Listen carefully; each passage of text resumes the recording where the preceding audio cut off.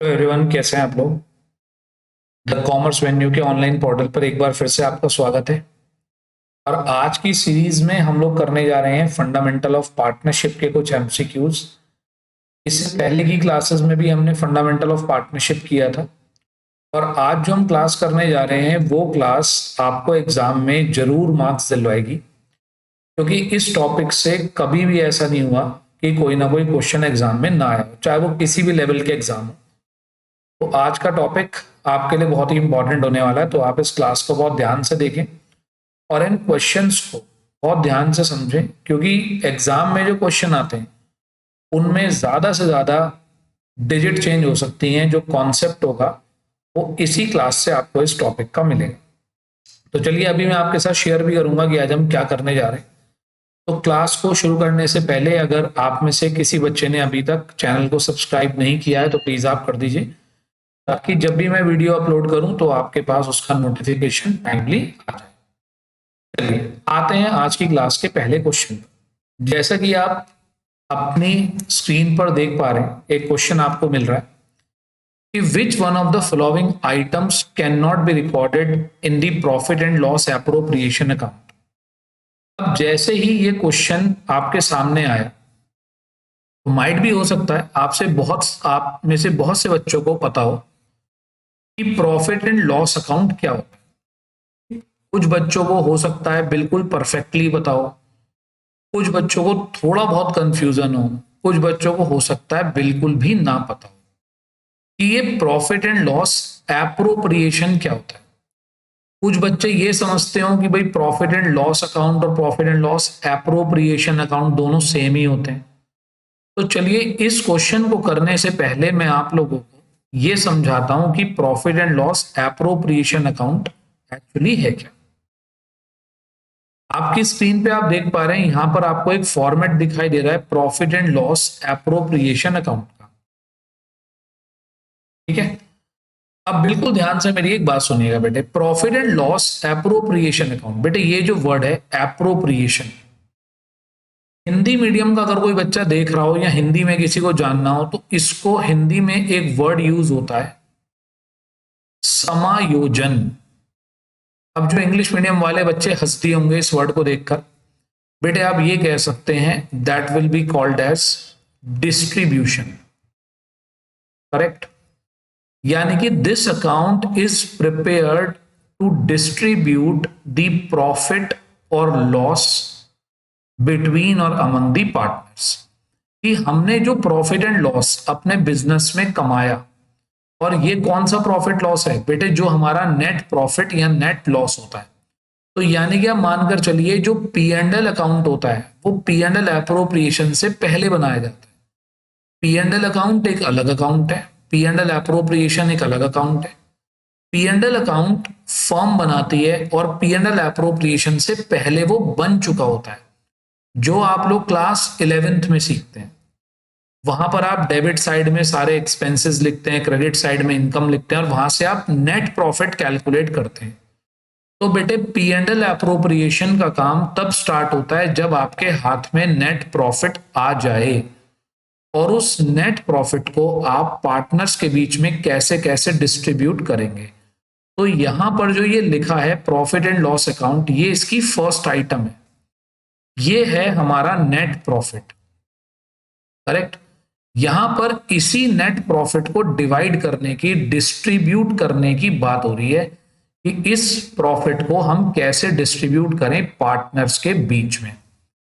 अब इस अकाउंट में डेबिट साइड में फर्म अपने पार्टनर्स को जो भी पे करती है वो आता है, और इधर पार्टनर अपनी फर्म को जो भी पे करते हैं वो इधर आता है। तो इधर बेटे पहली आइटम तो होती है नेट प्रॉफिट। करेक्ट, दूसरी आइटम होती है इंटरेस्ट ऑन ड्राइंग, क्योंकि इंटरेस्ट ऑन ड्राइंग पार्टनर पे करता है अपनी फर्म को। तीसरी आइटम होती है इंटरेस्ट ऑन कैपिटल, जो फर्म पे करती है पार्टनर को। फोर्थ आइटम होती है पार्टनर की सैलरी, जो फर्म पे करती है अपने पार्टनर को। फिफ्थ आइटम होती है पार्टनर की कमीशन, जो फर्म पे करती है अपने पार्टनर को। और एक आइटम कभी कभी और भी यहां आती है, इसका नाम है रिजर्व। कभी कभी हम कुछ पैसे बचा कर रख लेते हैं, उसे हम बोलते हैं रिजर्व, वो भी यहां पर आता है। ये सिक्स्थ आइटम हो गई। इसके बाद हम इसे क्लोज करते हैं और यहां पर ये जो हमारा निकल कर आता है, ये हमारा कहलाता है divisible profit. Correct, this will be called as divisible profit. और इस डिविजिबल प्रॉफिट को हम अपने पार्टनर्स के बीच में प्रॉफिट शेयरिंग रेशो में डिवाइड कर देते हैं। आई होप आपको यहां तक की बात क्लियर होगी। अब बेटे एक बात बहुत अच्छे से समझ लीजिएगा, इस अकाउंट में, इस P&L एप्रोप्रिएशन अकाउंट में इन आइटम्स के अलावा और कोई भी आइटम नहीं आती। आप एग्जाम में कहीं आपको कंफ्यूजन ना हो, आपसे पूछ ले कि पार्टनर को रेंट पे कराए, rent to partner, rent to partner, interest on loan कहां पर आएगा, तो बेटे वो यहां नहीं आता, वो आता है P&L अकाउंट में, प्रॉफिट एंड लॉस अकाउंट में, क्योंकि वो एक हमारा कंपलसरी एक्सपेंस होता है और उस कंपलसरी एक्सपेंस को हम कहां लिखते हैं, प्रॉफिट एंड लॉस अकाउंट में। यहां पर वो नहीं आता, तो ध्यान रखिएगा, पार्टनर को हमने रेंट दिया, पार्टनर को हमने इंटरेस्ट ऑन लोन दिया, वो यहां पर नहीं आएगा। मैनेजर को कमीशन दे दी, कोई और एक्सपेंस है इनके अलावा, वो यहां का पार्ट नहीं होता। तो बस ध्यान रख लीजिए, यहां पर interest on drawing, interest on capital, salary, commission, reserve, ये आइटम्स आती है, इनके अलावा कोई भी आइटम यहां पर नहीं आती। अब आते हैं अपने क्वेश्चन पर। अब ये था हमारा question, which one of the following item can not be recorded in the profit and loss appropriation account. कौन सी आइटम P&L अकाउंट में रिकॉर्ड नहीं होती, तो मैंने अभी अभी आपको बताया, ये रिकॉर्ड होती है, ये भी रिकॉर्ड होती है, ये भी रिकॉर्ड होती है, इंटरेस्ट वगैरह सब छोड़ दिए जाते हैं, इंटरेस्ट ऑन लोन उसी सीक्वेंस में आता है रेंट टू पार्टनर। अगर हम अपने पार्टनर को रेंट देते हैं तो वो P&L एप्रोप्रिएशन अकाउंट में नहीं आता। क्लियर, ये कहां पर आता है, ये आता है P&L अकाउंट में, और ये सब कहां पर आते हैं, P&L एप्रोप्रिएशन अकाउंट में। तो ये वाला आंसर आपका क्या है, जो आपका P&L एप्रोप्रिएशन में रिकॉर्ड नहीं होता। ये बात आपको क्लियर हो गई। नेक्स्ट क्वेश्चन पे आते हैं, इफ एनी लोन और advance is provided by partner then, अगर पार्टनर ने अपनी फर्म को कोई लोन दिया है, तो balance of such loan account, ये जो लोन अकाउंट है, शुड बी ट्रांसफर टू, बेटे सिंपल सी बात है, पार्टनर ने फर्म को लोन दिया है, तो फर्म के लिए क्या हो गई है, फर्म के लिए हो गई है लाइबिलिटी। तो ये कहां पर शो होगा, एसेट साइड में नहीं, लाइबिलिटी साइड में यस, पार्टनर्स कैपिटल अकाउंट में नो, करंट अकाउंट में no. Clear, so the correct answer is B. I hope यहां तक की बात आपको क्लियर है। चलिए आज की क्लास को और आगे बढ़ाने से पहले एक टॉपिक आपके सामने और है, जो कि आने वाले MCQs में आपके बहुत काम आने वाला है, और इस पर आपको 101% पेपर में क्वेश्चन मिलेगा। और इस टॉपिक का नाम है rules in the absence of partnership deed. देखिए, जब आप फंडामेंटल्स पढ़ते हैं तो फंडामेंटल में एक बहुत इंपॉर्टेंट टॉपिक आता है पार्टनरशिप डीड। पार्टनरशिप डीड क्या है, तो पार्टनरशिप डीड एक रिटन एग्रीमेंट होता है जिसमें हम अपनी टर्म्स एंड कंडीशंस लिख लेते हैं। अगर हमने वो पार्टनरशिप डीड रिटन में नहीं बनाई है, तो ऐसे में जो आपका पार्टनरशिप एक्ट है, पार्टनरशिप एक्ट हमारा अप्लाई होने लगता है जब हमारे पास डीड नहीं होती। तो क्या अप्लाई होने लगता है, पार्टनरशिप एक्ट 1932। मतलब पार्टनरशिप एक्ट का कहने का मतलब यह है कि या तो आप खुद डीड बनाइए, अदरवाइज पार्टनरशिप एक्ट के रूल्स अप्लाई होंगे। अब हमारे अकाउंटिंग पॉइंट ऑफ व्यू से अगर हमने पार्टनरशिप डीड नहीं बनाई है, या इनमें से किसी पॉइंट पर पार्टनरशिप डीड साइलेंट है, तो ये हमारे रूल्स यहां पर अप्लाई होते हैं।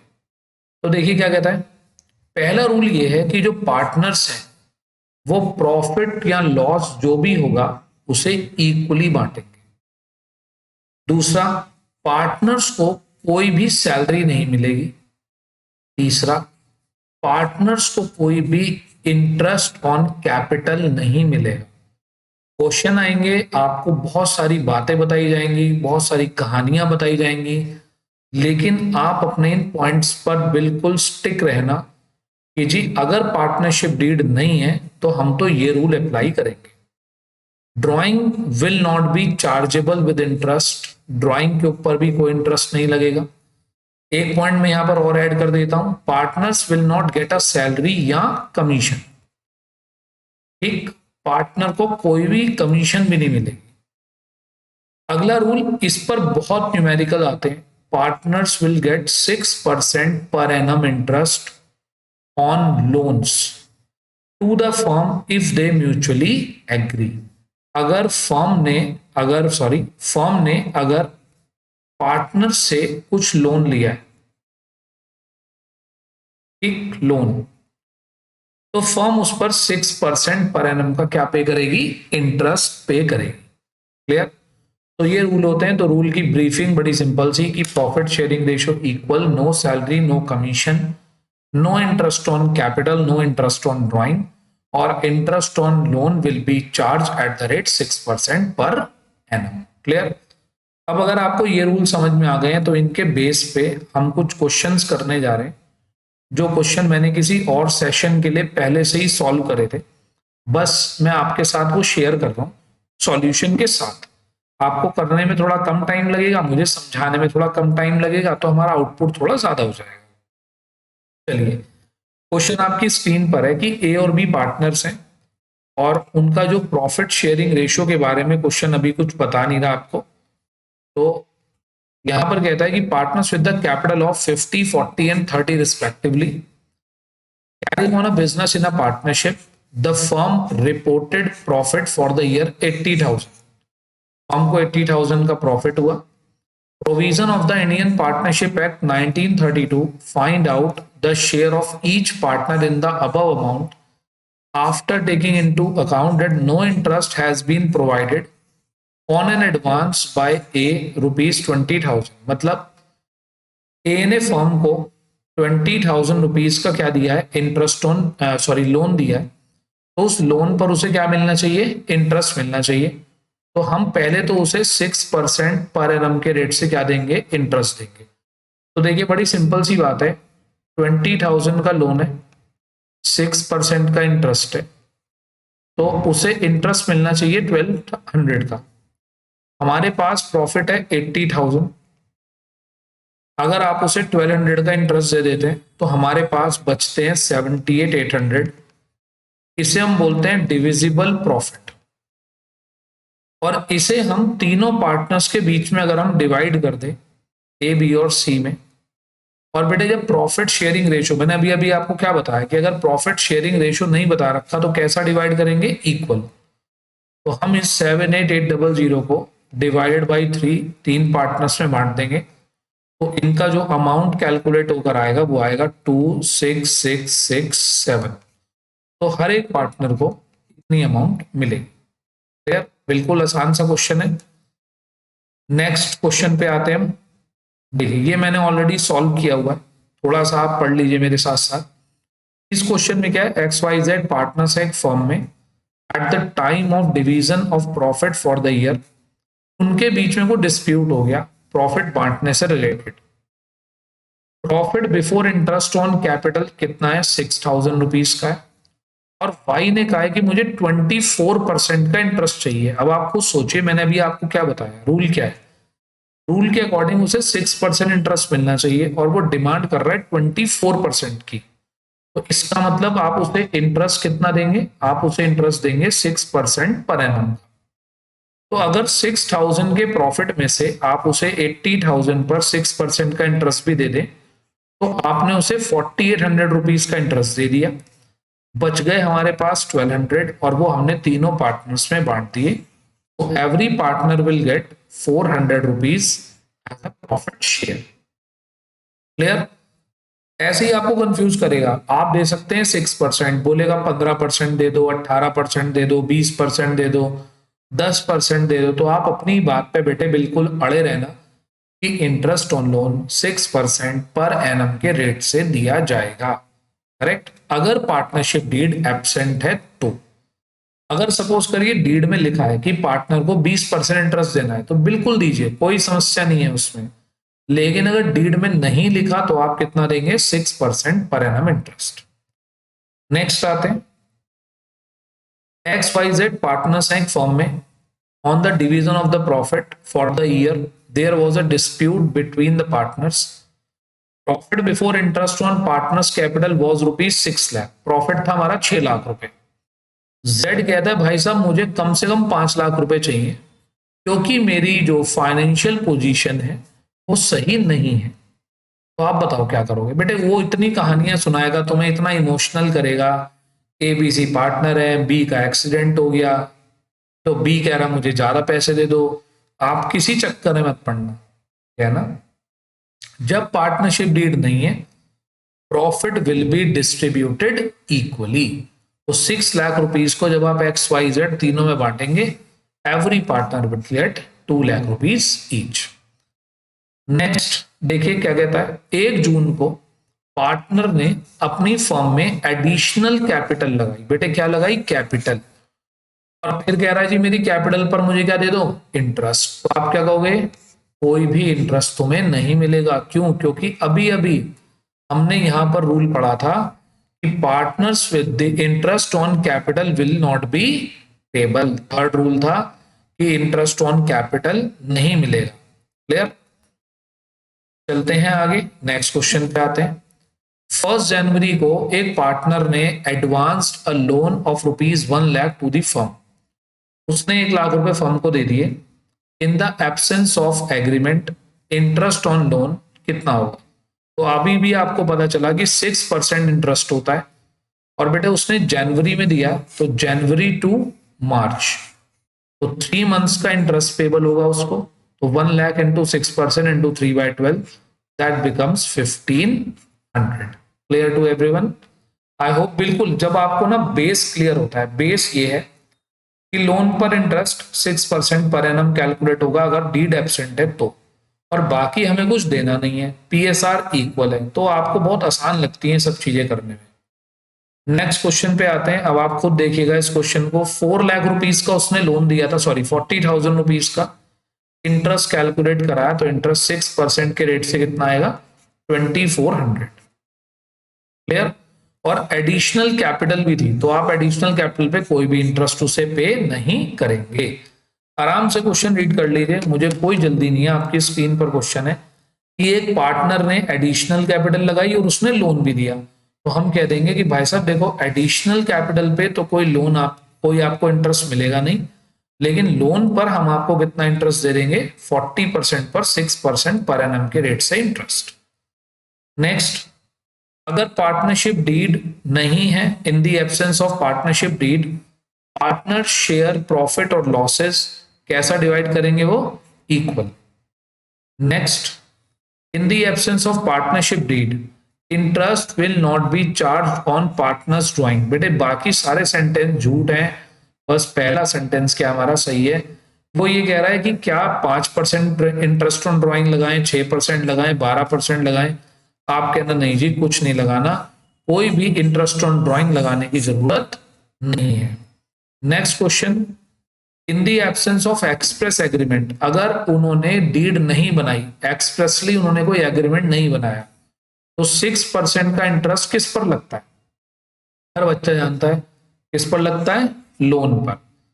कैपिटल पर कोई इंटरेस्ट नहीं लगता, चाहे वो ओपनिंग हो, चाहे वो क्लोजिंग हो, चाहे वो करंट अकाउंट हो, किसी भी चीज पर इंटरेस्ट नहीं लगता। किस पर लगता है, लोन पर।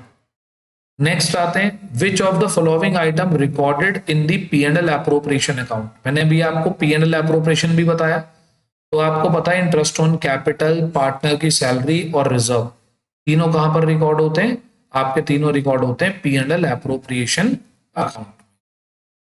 Next, rent paid to a partner, अगर हम एक पार्टनर को रेंट पे करते हैं तो क्या क्या लिखा है यहां पर देखिए, it is appropriation of profit. नहीं बेटे, अगर ये एप्रोप्रिएशन होता तो मैं तुम्हें स्पेशली मना नहीं करता रेंट और लोन पर इंटरेस्ट P&L एप्रोप्रिएशन का पार्ट नहीं होता, क्योंकि देखो P&L एप्रोप्रिएशन का पार्ट वो होता है जो चीजें तब दी जाएंगी जब हमारे पास प्रॉफिट है।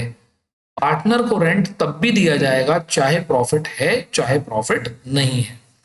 तो it is not appropriation of the profit. बेटे यहां मैंने एक वर्ड लिखा है, it is a charge against profit, मतलब रेंट देना एक कंपलसरी पेमेंट है, वो दिया ही जाएगा। और ऐसे ही जो लोन है, लोन 6% के रेट से दिया जाएगा और ये कंपलसरी पेमेंट है, जो आपको प्रॉफिट हो या ना हो आपको देनी ही पड़ती है। नेक्स्ट क्वेश्चन पे आते हैं। According to the profit and loss account, the net profit for the year was 1,50,000. Interest on partners capital is 18,000. Interest on partners drawing is 2,00,000. The net profit as per the P&L appropriation account कितना होगा? बेटे इसको मैं आपको shortcut से भी करके दिखा देता हूँ। एक इसका शॉर्टकट है, वैसे तो आप इसका P&L एप्रोप्रिएशन अकाउंट भी बना सकते हैं, लेकिन अगर MCQ क्वेश्चन में आया तो बेटे जरूरी नहीं है कि आप जो है पूरा का पूरा अकाउंट बनाकर दिखाओ। देखो जी, आपके पास 1,50,000 रुपीज का प्रॉफिट है। अब पहले मैं आपको 1 मिनट के लिए रिवाइज करा दूं आपका P&L एप्रोप्रिएशन अकाउंट। ये रहा। इंटरेस्ट ऑन पार्टनर्स ड्राइंग कहां पर आ रही है? क्रेडिट साइड में। ये रही। ठीक, तो ये दोनों तो क्या हो जाएंगे? ऐड हो जाएंगे, और ये सब चीजें क्या हो जाएंगी? माइनस हो जाएंगी। तभी क्या निकल कर आएगा? Divisible profit. चलिए अब हम करते हैं क्वेश्चन। देखिए 1,50,000 रुपीज हमारा नेट प्रॉफिट है। आगे कहता है इंटरेस्ट ऑन कैपिटल 2,000 है, और आईओडी ये 18 है और ये 2 है। इंटरेस्ट ऑन ड्राइंग हमने यहां पर ऐड कर दिया। क्रेडिट साइड का टोटल आ गया 152, उसमें से माइनस कर दिया हमने इंटरेस्ट ऑन कैपिटल 18,000, लेस कर दिया 134, तो 134 will be your answer. Next question पे आते हैं। देखिए सेम उसी तरीके से करा हुआ है मैंने। आपका नेट प्रॉफिट था 420, इंटरेस्ट ऑन ड्राइंग हमने ऐड कर दिया, और जो हमने पार्टनर को सैलरी और कमीशन दी वो हमने यहां से माइनस कर दी, तो आपका आंसर आ गया 3,54,000। देखिए हो सकता है आप में से किसी बच्चे को ये लगे कि सर की स्पीड इन क्वेश्चंस को लेके थोड़ी सी फास्ट है, लेकिन बेटे फास्ट होने का रीजन है क्योंकि हमारे एग्जाम्स भी बहुत फास्ट हो चुके हैं, और अगर हम रिपीटेड क्वेश्चंस पे बहुत देर लगाएंगे तो हम एनुअल तक बहुत अच्छा क्वेश्चन नहीं कर पाएंगे। तो हमें थोड़ी सी स्पीड, कहीं कहीं कुछ ऐसे ऐसे काम करने चाहिए जिससे कि हमारा थोड़ा आउटपुट ज्यादा निकल आए। नेक्स्ट क्वेश्चन पे आते हैं।